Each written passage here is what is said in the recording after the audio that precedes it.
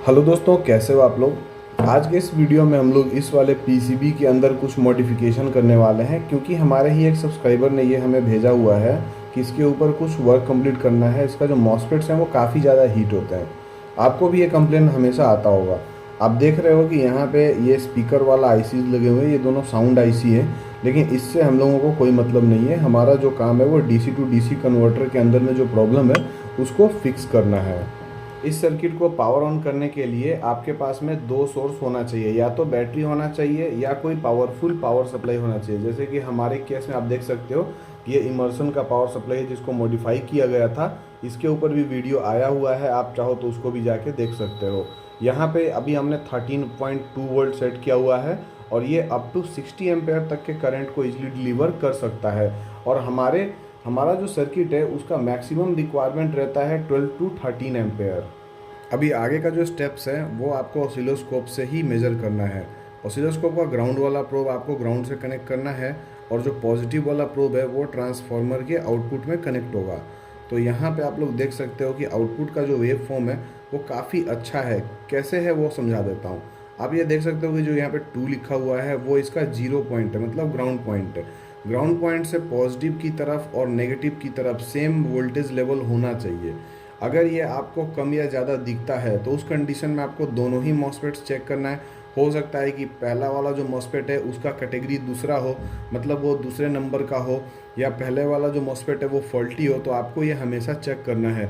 हो सकता है कि आपका एक मॉसफेट वर्क कर रहा हो, एक नहीं कर रहा हो, तो एक मॉसफेट पे काफ़ी ज़्यादा लोड आ जाता है और आउटपुट में भी आपको अच्छा वेवफॉर्म नहीं मिलेगा। दूसरा स्टेप होता है मॉसफेट के गेट के ऊपर हमें पल्स चेक करना रहता है कि किस तरीके का पल्स हमें गेट पे रिसीव हो रहा है। तो आप लोग देख सकते हो कि यहाँ पे 30.77 किलो हर्ट्ज़ पे हम लोगों को एक पल्स मिल रहा है और इसका जो वेव फॉर्म है वो भी काफ़ी अच्छा है। ऐसा नहीं है कि यहाँ पे कोई डिस्टोर्शन है, मतलब रिंगिंग जैसा कोई ऐसा पैटर्न नहीं दिखना चाहिए। थोड़ा बहुत जो ओवरशूट है वो चलता है, इसके लिए आपको कोई दिक्कत आगे नहीं आने वाला है, मतलब मॉसफेट्स उतना ज़्यादा हीट नहीं होने वाला है। बस आपको ये ध्यान रखना है कि यहाँ पे जो पैटर्न है वो मतलब अंडर शूट नहीं करना चाहिए, मतलब मिडल वाला जो पॉइंट है यहाँ पे अंडर शूट नहीं करना चाहिए।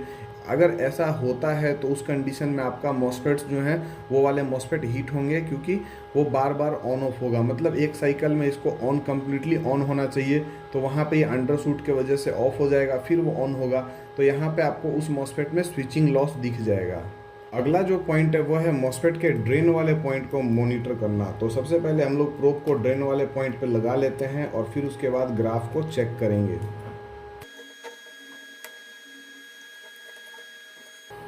तो यहाँ पे आप देख सकते हो कि ये इसके ड्रेन वाले पॉइंट पे वोल्टेज लेवल है जो कि काफ़ी अच्छा दिखाई दे रहा है। यहाँ पे भी कोई परेशानी नहीं है, यहाँ पे भी कोई ज़्यादा ओवरशूट नहीं है। आप यहाँ पे देख सकते हो कि बहुत ही माइनर ओवरशूट है जो कि चल जाएगा, कोई दिक्कत आपको नहीं होने वाला है। अगला जो प्रॉब्लम है वो काफ़ी कॉमन होता है और हर किसी को यह प्रॉब्लम फेस करना पड़ता है, जैसे कि इसके कंपोनेंट का, मतलब मैन्युफैक्चरर ने इस पीसीबी को बनाया और इसके अंदर जो कंपोनेंट्स लगाए गए हैं, जैसे कि मॉसफेट्स लगाए हुए हैं या आईसी लगाए हुए हैं, इनका नंबर को मिटा दिया जाता है। तो आपको कैसे फाइंड आउट करना है कि यहाँ पे कौन सा आईसी है या कौन सा मॉसफेट है। अब आईसी का तो पता है कि जनरली इंडिया में दो तरीके का आईसी यूज़ किया जाता है, SG3525 और TL494 का। तो यहाँ पे आप इन कॉन्फ़िगरेशन से ये फाइंड आउट कर लेंगे कि कौन सा आईसी आपके बोर्ड में यूज़ किया गया है। अब इसका जो मॉसफेट है वो तो हर मॉसफेट एक जैसा ही दिखता है, तो हमें कैसे पता चलेगा कि कौन सा मॉसफेट हमारे एप्लीकेशन के लिए ज़्यादा सूटेबल है। हम लोग एग्जैक्ट जो मॉसफेट यूज़ किया गया है वो तो पता नहीं लगा सकते, लेकिन फिर भी उसके इक्विवेलेंट तो पता लगा ही सकते हैं जो काम कर जाएगा। अब हमारे केस में देखिए यहाँ पे एक रॉन्ग मॉसफेट का यूज़ किया गया है, उसका नंबर है IRFP 460 और ये 500 वोल्ट 20 एम्पेयर का एक मॉसफेट है जो कि इस एप्लीकेशन के लिए कहीं से भी सूटेबल नहीं है। हमारा जो एप्लीकेशन है वो है लगभग बैटरी के ऊपर ऑपरेट होता है, 12 वोल्ट के बैटरी पे। तो यहाँ पे ये 500 वोल्ट का जो मॉसफेट है वो कहीं से भी सूटेबल नहीं है। मैक्सिमम अगर हम लोग ड्रेन पे ओवरशूट को भी देखें तो ज़्यादा से ज़्यादा अगर जाएगा तो 55 वोल्ट जाएगा, इससे ज़्यादा नहीं जाएगा। तो यहाँ पे अगर हम लोग IRFP 150N भी अगर यूज़ कर लेते हैं तो वो ज़्यादा अच्छा रहेगा और इससे सस्ता ही रहता है। जैसे कि देखिए यहाँ पे एक मॉसफेट है IRFP 150N और ये 40 एम्पेयर का मॉसफेट है 150 वोल्ट का। तो ये इस एप्लीकेशन के लिए ज़्यादा बेटर होगा इस वाले मॉसफेट से। दोस्तों ये तो बात हो गया हमारे मॉसफेट के वोल्टेज का। अब हम लोग एम्प की बात कर लेते हैं कि कितने एम्प का मॉसफेट लगाना ज़्यादा बेटर होगा। अब देखिए कि जब भी आप ये आउटपुट में 3 या 4 एम्पेयर का करंट आप ड्रॉ कर रहे हो, तो उस कंडीशन में इनपुट तो हमारा आउटपुट से बहुत कम है, मतलब इनपुट जो है वो लगभग 11 एम्पेयर के आसपास चला जाएगा। तो आप लोग ये सोच रहे होंगे कि यहाँ पे अगर 11 एम्पेयर इनपुट में जा रहा है तो IRFP 460 बेटर होगा, क्योंकि ये तो 20 एम्पेयर का है, मतलब करंट को ज़्यादा अच्छे तरीके से हैंडल कर सकता है।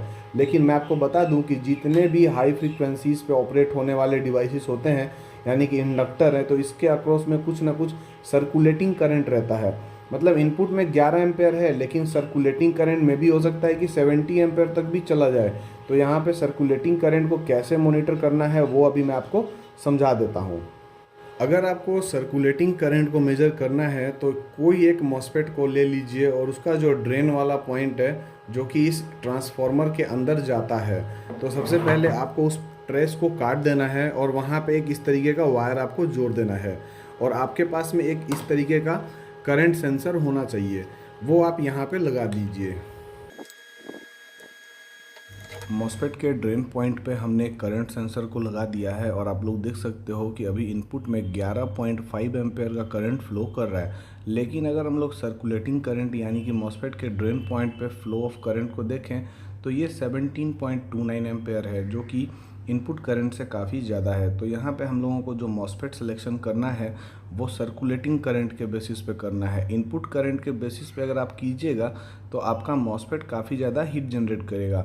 और मैं आपको ये रिकमेंड करूँगा कि सर्कुलेटिंग करंट से डबल वैल्यू होना चाहिए। अगर आप कोई भी मॉसफेट यूज़ कर रहे हो तो उसका जो वैल्यू है वो सर्कुलेटिंग करंट से डबल होना चाहिए। इस मॉड्यूल के आउटपुट में हमने 4 एम्पेयर का लोड डाला हुआ है, जो कि आपने इलेक्ट्रॉनिक लोड पे अभी देखा है, और 28 वोल्ट पे। और इनपुट में 11.5 एम्पेयर का करंट हम लोग कंज्यूम कर रहे हैं 13.2 वोल्ट पे। तो इसका जो इफ़िशियंसी है वो लगभग 75% के आसपास हो जाएगा, जो कि इस कन्वर्टर के लिए मैक्सिमम है। यहाँ पे हम लोगों ने अभी हीट सिंक को भी टच करके देखा है, जो हीटिंग साइन है वो बहुत ही कम आ रहा है। तो यहाँ पे हमारा जो ये प्रोजेक्ट है वो सक्सेसफुली कंप्लीट हो गया है। DC टू DC कन्वर्टर के साथ में एक और कॉमन प्रॉब्लम होता है, वो होता है नॉइज़ का। अगर आप लोग नॉइज़ को कम नहीं करते हो तो यहाँ मॉसफेट में हीटिंग का इशू आएगा, कन्वर्टर उतना अच्छा एफिशिएंसी नहीं देगा। तो आप देखिए कि अभी हम लोग आउटपुट को मॉनिटर कर रहे हैं और आउटपुट में यहाँ पे हम लोगों को कोई भी प्रॉब्लम नहीं दिख रहा है। आउटपुट काफ़ी हद तक स्क्वायर वेव है और AC स्क्वायर वेव है। अभी हम लोग मॉसफेट के गेट को मॉनिटर करेंगे कि गेट पे कहीं कोई नॉइज़ का प्रॉब्लम तो नहीं है। तो यहाँ हमने अभी गेट पे ट्रिगर कर लिया है और आप देख सकते हो कि इसका जो गेट है वो काफ़ी हद तक सेफ़ है। इसका जो राइजिंग टाइम है उसको आप चेक कीजिए, फॉलिंग टाइम को चेक कीजिए, वो इतना ज़्यादा नहीं होना चाहिए। अगर आपका मॉसफेट का ऑन टाइम ज़्यादा है तो यहाँ पे स्विचिंग लॉस आएगा। उसी तरीके से अभी हम लोग ड्रेन पॉइंट को भी मॉनिटर कर रहे हैं। ड्रेन पे हम लोगों को काफ़ी हैवी एक स्पाइक दिख रहा है, जिसको हम लोग ओवरशूट भी कहते हैं।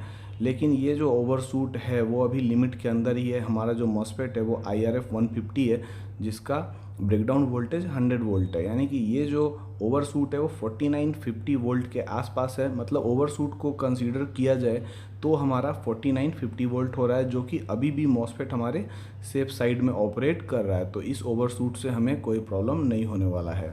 अगला जो प्रॉब्लम है वो किसी भी कन्वर्टर के अंदर बहुत ही कॉमन प्रॉब्लम होता है, वो होता है आउटपुट डायोड का। अगर डायोड का सिलेक्शन सही नहीं होगा तो वो ओवर हीट होंगे और आपके कन्वर्टर का एफिशिएंसी कम होगा। तो यहाँ पे प्रॉपर वैल्यू का डायोड लगाइए ताकि यहाँ पे हीटिंग का कोई प्रॉब्लम ना आए।